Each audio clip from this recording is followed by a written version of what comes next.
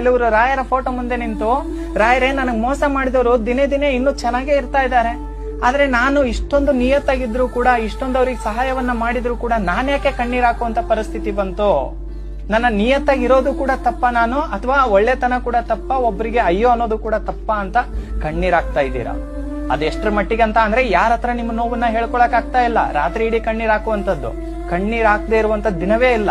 ಊಟ ಬಿಡ್ತೀರೇನೋ, ಆದ್ರೆ ಕಣ್ಣೀರ್ ಮಾತ್ರ ಬಿಡ್ತಾ ಇಲ್ಲ. ಆದ್ರೆ ಒಂದ್ ಹೇಳ್ತೀನಿ, ರಾಯರು ಕೈ ಬಿಡೋದಿಲ್ಲ. ರಾಯರ್ನ ಸಂಪೂರ್ಣವಾಗಿ ನಂಬಿದಿರಲ್ಲ, ಕಷ್ಟ ಆದ್ರೂ ಪರವಾಗಿಲ್ಲ, ರಾಯರ್ ಇದ್ದಾರೆ ಅನ್ನುವಂತ ನಂಬಿಕೆನ ಇಟ್ಕೊಂಡು ಇವತ್ತಿಂದ ಕಣ್ಣೀರ್ನ ನಿಲ್ಸಿ. ಖಂಡಿತ ನೀವು ಗೆಲ್ತೀರಾ. ರಾಯರ್ ಇದ್ದಾರೆ, ಕೈ ಬಿಡೋದಿಲ್ಲ, ಅವ್ರಿಗೆ ಉತ್ತರ ಕೊಟ್ಟೆ ಕೊಡ್ತಾರೆ. ಆದ್ರೆ ಕಣ್ಣೀರ್ನ ಹಾಕ್ಬೇಡಿ. ಕಣ್ಣೀರ್ನ ನಿಲ್ಸಿದ್ರೆ ನೀವು ಗೆಲ್ತೀರಾ. ನೋಡಿ, ಕೆಲವರು ರಾಯರ ಫೋಟೋ ಮುಂದೆ ನಿಂತು, ರಾಯರೇ ನನಗ್ ಮೋಸ ಮಾಡಿದವರು ದಿನೇ ದಿನೇ ಇನ್ನೂ ಚೆನ್ನಾಗೇ ಇರ್ತಾ ಇದ್ದಾರೆ, ಆದ್ರೆ ನಾನು ಇಷ್ಟೊಂದು ನಿಯತ್ತಾಗಿದ್ರು ಕೂಡ